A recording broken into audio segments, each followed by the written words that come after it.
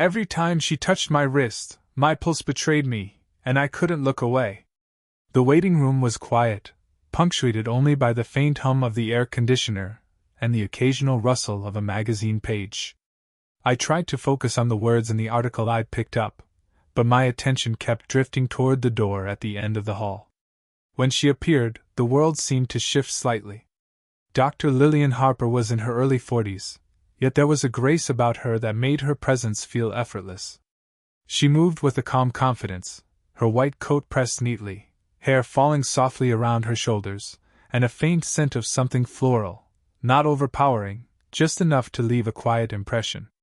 "Good morning," she said, her voice steady and warm, with a timbre that made me want to lean in a little closer, even though I knew I shouldn't.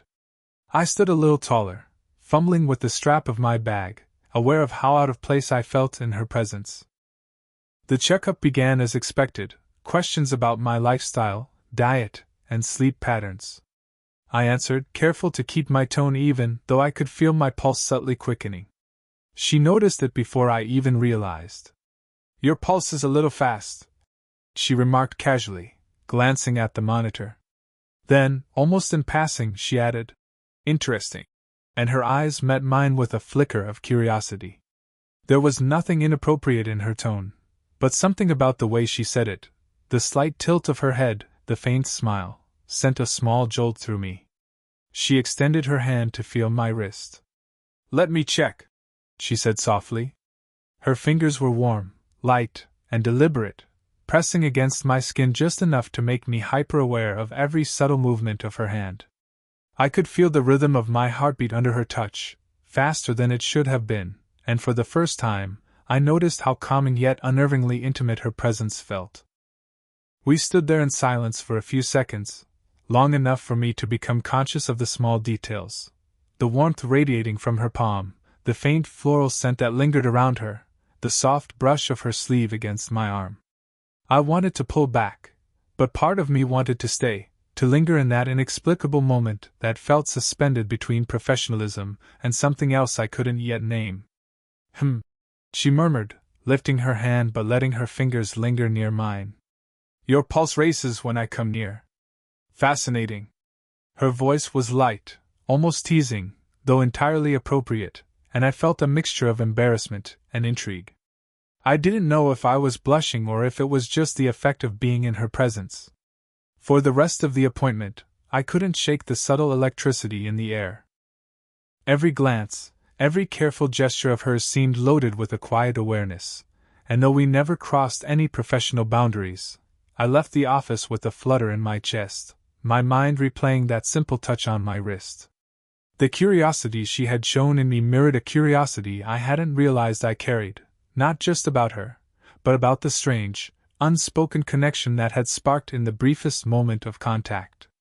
It was a checkup I would remember for a long time, not for the health advice or the tests, but for the warmth of her hand, the weight of her gaze, and the slow, undeniable stirrings of something entirely new. It wasn't supposed to happen. I hadn't planned to see her outside the clinic, yet there she was, sitting at a corner table in the little cafe I liked to escape to on weekends. The sunlight streaming through the windows caught in her hair, highlighting the soft waves, and for a moment, I almost forgot to breathe. She looked up, eyes meeting mine with a flicker of recognition, and that same warmth from our first encounter returned, calm, inviting, and slightly mischievous. "Well, hello again," she said, her voice low, carrying that same subtle melody I couldn't get out of my head. I nodded awkwardly, feeling my pulse quicken before I even sat down. I found a chair across from her, though part of me wanted to just sit closer, to let the brush of proximity feel natural. She didn't move away. In fact, she gave a small smile that suggested she had noticed the same magnetic pull I felt. The world seemed quieter in that moment, as if everything beyond the cafe didn't exist. We started talking casually, about coffee, the weather, minor everyday things, yet beneath the ordinary conversation, there was an unspoken awareness. Every laugh, every tilt of her head, carried an intimacy that felt dangerous only because it was so unexpected. Then it happened. As I reached for my coffee cup, our hands brushed. Just a fleeting contact, but it lingered in a way that made my chest tighten. I could feel the warmth of her skin against mine, a soft, deliberate weight that seemed to anchor me in that moment. I pulled back slightly, unsure if I'd overstepped, only to see her fingers linger near mine as if the touch hadn't startled her at all. Her laugh, light and genuine, broke the tension, and I realized I'd been holding my breath. She leaned back, tucking a strand of hair behind her ear, and for a fleeting second, our eyes met. There was a softness there, a quiet curiosity, that mirrored the fluttering in my own chest. I caught myself studying the small details I hadn't noticed before, the gentle slope of her shoulders, the way sunlight kissed her cheek, the subtle scent of her perfume that lingered in the air, mixing with the aroma of fresh coffee. Every gesture, every glance, seemed magnified in the intimacy of the unexpected encounter. And yet, there was hesitation too. I reminded myself of the age difference, of her professional position, and of the line that should not be crossed. But that awareness only made the moment sharper, more electric. The quiet tension built in a way that was thrilling without needing words, a dance of glances and small gestures that said more than either of us would admit. By the time we parted, exchanging polite but lingering smiles, I felt an ache of anticipation. The accidental meeting had been ordinary in circumstances, but extraordinary in its emotional impact. I walked away, hands slightly trembling, feeling the memory of her warmth lingering on my skin and the soft pull of her presence in my chest. I knew, in that quiet, unremarkable cafe, that this connection was no longer accidental. It had begun to grow, silently and undeniably, weaving itself into every thought, every heartbeat. And I couldn't wait to see her again. The follow-up appointment felt different from the moment I walked into the clinic. I was calmer, more aware of her presence, and perhaps more willing to notice the little things, the way she moved, the quiet confidence in her posture, the gentle way her eyes lingered just a moment too long. There was an unspoken understanding between us now, a subtle familiarity that made the sterile white room feel unexpectedly warm. "Good to see you again," she said, her smile soft, and for a heartbeat, I wondered if she noticed the flutter in my chest. She gestured for me to sit, and I felt the faint brush of her hand against my arm as she adjusted the chair slightly closer. It was professional, but somehow electric. The appointment began, as usual, with questions and measurements, but I realized that the conversation was shifting, moving beyond routine health concerns. When I mentioned feeling unusually stressed with work, she tilted her head thoughtfully. "Stress affects more than just your body," she said quietly. "It touches the mind, too. Sometimes talking about it helps." Her voice wasn't just kind, it was attentive, almost magnetic. I found myself opening up more than I expected, sharing small anxieties I rarely admitted even to friends. Her eyes held mine with that gentle intensity, fully present and completely unjudging. There was something grounding in her gaze, as if her quiet attention was a safe space I hadn't realized I craved. At one point, she leaned forward slightly to adjust the cuff on my arm while taking my blood pressure. The warmth of her hand brushed against mine, deliberate yet delicate, and my heart rate spiked in a way that felt entirely different from the last time. This wasn't just a physiological response, it was something that had begun to root itself in emotion, curiosity, and subtle desire. She smiled again, softly, noticing perhaps the faint blush rising in my cheeks. "You're more tense than you think," she murmured, and her tone was almost teasing, though completely appropriate. I wanted to laugh, to speak, to explain, but the words caught somewhere in my throat. Instead, I simply nodded, aware of the quiet electricity filling the room. Then came a moment of pause, that rare silence where we both seemed suspended in thought. I noticed the way the light from the window caught in her hair, the faint scent of her perfume mingling with the clinical smells of the room, and the subtle warmth radiating from her hand even after she pulled it back. It wasn't overbearing, but it was intimate, a gentle, wordless tether between us. When the appointment ended, she lingered a moment longer than necessary, handing me a follow-up pamphlet. Our fingers brushed again, brief but lingering, and I caught the small, almost imperceptible spark in her gaze. I realized then that what had begun as a fleeting curiosity had grown into something more profound, a slow, careful recognition of connection, trust, and a tender, unspoken pull toward one another. Walking out of the clinic, I felt the warmth of that interaction lingering, as though her presence had left a subtle imprint on my skin and on my thoughts. The connection wasn't just physical or accidental anymore, it was emotional, fragile, and real. And in that fragile tension, I realized I was already looking forward to the next time I would see her, to the next conversation that would carry us just a little closer to something neither of us yet fully understood. After that appointment, I couldn't shake the memory of her touch, however fleeting or professional it was meant to be.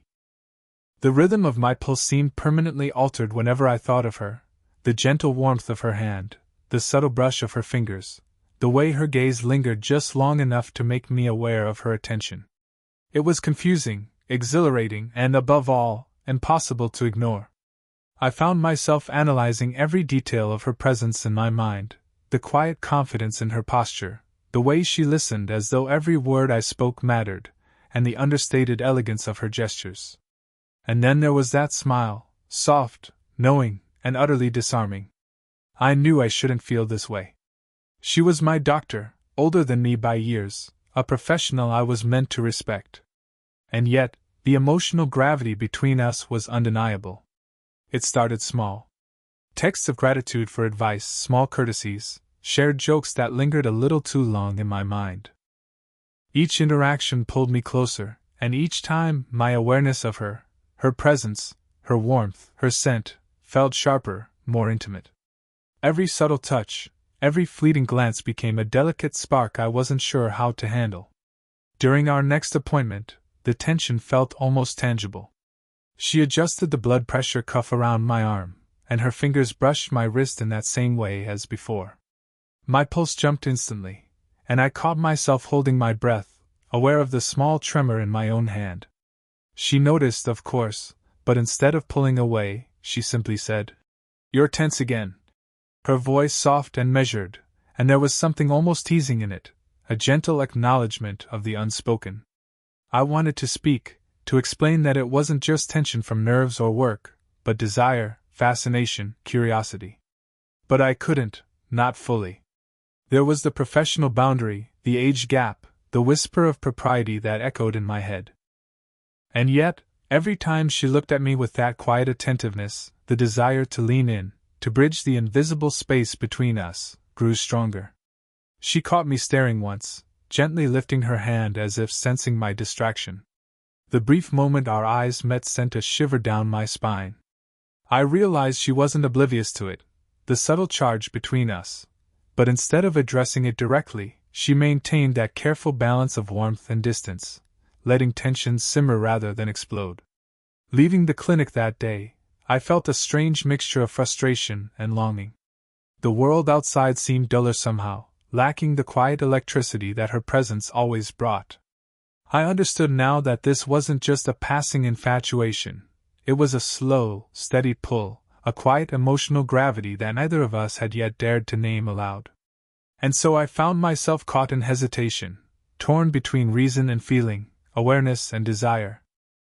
Every pulse, every glance, every brush of her hand reminded me that this connection was real, fragile, and utterly magnetic, yet I didn't know if I had the courage to acknowledge it. For now, I would watch, wait, and feel, letting the tension build in silence, letting her presence take root in my heart, while the impossible attraction grew, subtle and undeniable. It had been a few weeks since our last appointment, yet the memory of her presence lingered with me every day. I found myself walking past the cafe where we had first run into each other, hoping, without admitting it, that I might see her again. Fate, it seemed, was listening. She was there, seated at a corner table, sipping coffee with the same quiet elegance that had made my pulse race the first time I noticed her. I hesitated at the door, unsure if I should approach, but when our eyes met, the warmth of recognition stopped me. She smiled softly, an unspoken invitation to sit, and I did, careful to keep a respectful distance yet instinctively drawn closer than necessary. We spoke casually, yet every word, every pause carried an undercurrent of intimacy. We laughed at small things, a shared joke about the barista's clumsy attempt at latte art, the absurdity of a sudden rainstorm outside, and in those moments, I felt a connection that had nothing to do with appointments or professionalism. And then it happened. As I reached for my coffee, our hands brushed lightly on the cup. It was a brief, almost accidental contact, but it lingered in a way that made the world around us fade. I could feel the warmth of her skin, the delicate pressure as our fingers grazed, and a small spark ran up my arm. She didn't pull away. Instead, she let her fingers rest near mine, as if testing the boundary between casual touch and something more. "Sorry," I murmured, though I wasn't entirely apologetic. She smiled, the corner of her lips lifting in a way that suggested she understood perfectly the unspoken electricity between us. "It's all right," she said softly, her voice carrying that familiar calm reassurance. Her eyes met mine, holding mine just a moment longer than necessary, and in that gaze, I saw curiosity mirrored, a quiet acknowledgement of what we were both feeling but had yet to name. We continued talking, and I became acutely aware of every subtle gesture, the brush of her hair as she tucked a loose strand behind her ear, the warmth of her shoulder as she leaned slightly toward me, the soft cadence of her laughter filling the space between us. It wasn't physical intimacy in the conventional sense, but the small touches, the shared glances, created a quiet bond that felt electric, intimate, and entirely new. At one point, she rested her hand near mine again, letting our fingers hover close without actually interlocking. My chest tightened with anticipation, my pulse quickening in a way that had little to do with nerves and everything to do with the magnetic pull I felt toward her.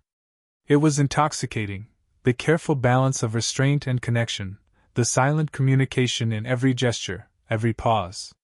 When it was time to leave, we exchanged a lingering smile, and I felt the warmth of her presence trail me as I stepped outside. The touch, brief as it had been, had left a mark on me, a reminder that this connection was growing, subtly but undeniably, and that with each small gesture, we were edging closer to something neither of us could yet name aloud. The moment felt inevitable, though either of us had planned it. It was a quiet evening, the clinic long closed, and we had lingered in the small courtyard outside, talking about everything and nothing. The air was crisp, carrying the faint scent of late autumn leaves, and the streetlights cast a soft, golden glow over the bench where we sat. I was nervous, acutely aware of every detail, the tilt of her head as she listened, the gentle rise and fall of her shoulders, the soft warmth radiating from her hands as she rested them lightly on her lap. I wanted to speak, to say the words that had been lodged in my chest for weeks, yet fear and hesitation held me back. She noticed, of course. There was a subtle shift in her posture, a quiet attentiveness that made my heart thud in my chest. "You've been quiet tonight," she said softly, her voice carrying that calm authority she always had, yet with a tenderness I hadn't heard before. I guess I've just been thinking," I admitted, the words catching in my throat. "Thinking about you." Her gaze met mine, unwavering yet gentle. She didn't respond immediately, letting the moment stretch just long enough for the weight of it to settle. The air between us hummed with a quiet electricity, unspoken yet undeniable. Then, almost instinctively, her hand moved toward mine. She placed her fingers lightly on my wrist, brushing against my pulse. "Your heart races," she murmured, echoing the words from our first encounter, but now with a warmth and curiosity that sent a thrill through me. I could feel the subtle pressure of her touch, the reassuring steadiness in the warmth of her hand, and for a moment, I wanted to freeze time. "I can't stop thinking about it," I confessed, voice low. "About us, and what this, whatever this is, could be." She didn't pull away. Instead, she leaned slightly closer, her fingers tracing the contour of my wrist with gentle deliberation. "I've noticed it too," she admitted softly, her eyes searching mine. "I've felt it, this connection. And I didn't know if I should say anything. But I can't deny it either." There it was, the acknowledgement of everything we had both been feeling, careful and deliberate, yet raw and real. The hesitation, the social boundaries, the age difference, all present, yet none of it diminishing the quiet intensity between us. Our hands remained near each other, almost touching, the warmth bridging the distance that words alone could not close. There was no rush, no need to force anything. Just the calm, intimate recognition that our connection had grown beyond casual interactions, beyond fleeting touches. It was now something tender, real, and undeniable. As we finally rose from the bench, our fingers brushed once more, lingering in a subtle, meaningful touch. I felt a quiet exhilaration, a pulse of happiness that had nothing to do with desire alone, but with recognition, understanding, and the promise of something beautiful slowly unfolding. That night, under the soft glow of the streetlights, I realized we had crossed the threshold, from curiosity to acknowledgement, from tension to connection, and there was no turning back. After that evening in the courtyard, everything shifted. The unspoken tension, the small, careful touches, and the lingering glances had all found their place in something real. I found myself looking forward to every interaction, every conversation, with a mixture of excitement and calm anticipation. It wasn't rushed, and it wasn't reckless, it was steady, gentle, and profoundly human. Our meetings gradually became less about clinical necessity and more about the moments we shared outside the professional setting. A walk in the park, a quiet cafe visit, even brief chats over the phone, each encounter carried the weight of connection we both had come to recognize and cherish. One afternoon, we found ourselves sitting on a park bench beneath a canopy of autumn leaves. The air was crisp, carrying that faint, comforting scent of fallen foliage, and the sun cast a warm, golden glow across the pavement. We laughed over some trivial observation, our shoulders brushing lightly, and I felt that familiar warmth spread through me. Without thinking, I reached out, and our fingers brushed. This time, I didn't pull away. She let our hands meet fully, fingers interlacing naturally. The simplicity of the gesture carried a depth neither of us needed to articulate. I could feel the steady warmth of her hand, the gentle rhythm of her pulse against mine, and the quiet reassurance that she was here, present, and willing to be close. Her eyes met mine, soft and luminous, and in that gaze I saw everything, the curiosity, the restraint, the slow, careful growth of feelings that had taken root over weeks of quiet observation and subtle intimacy. She leaned slightly closer, her shoulder brushing mine, and I felt a calm certainty that this connection wasn't fleeting. It was intentional, tender, and mutual. We talked, softly, about ordinary things, books, music, memories from our past, but beneath every word was the awareness of each other. Every glance, every shared laugh, every lingering touch was a conversation in itself. I realized then that the slow pace, the careful tension, and the respect for boundaries had made our bond all the more profound. At one point, she brushed a loose strand of hair behind my ear, her fingers lingering lightly against my cheek. It wasn't romantic in a dramatic sense, but in that small, deliberate touch, there was affection, trust, and a quiet declaration of care. My pulse quickened, but in a way that felt safe and warm, not chaotic or overwhelming. As we stood to leave, our fingers remained intertwined, the touch unhurried, grounding, and deeply comforting. I felt the subtle, steady beat of her hand against mine, a rhythm that mirrored the unspoken promise between us. It wasn't about rushing into anything, but about savoring every moment, letting our connection grow naturally, and knowing that whatever came next would be built on trust, respect, and genuine affection. Walking side by side, hands clasped, I realized that the nervousness of our first encounter, the accidental touches, the hesitant glances, and the quiet confessions had led to this, a tender, satisfying intimacy that was as much about emotional closeness as it was about subtle physical connection. And as we disappeared into the soft glow of the evening, I knew that our story, slow and deliberate, had found its warm, fulfilling resolution.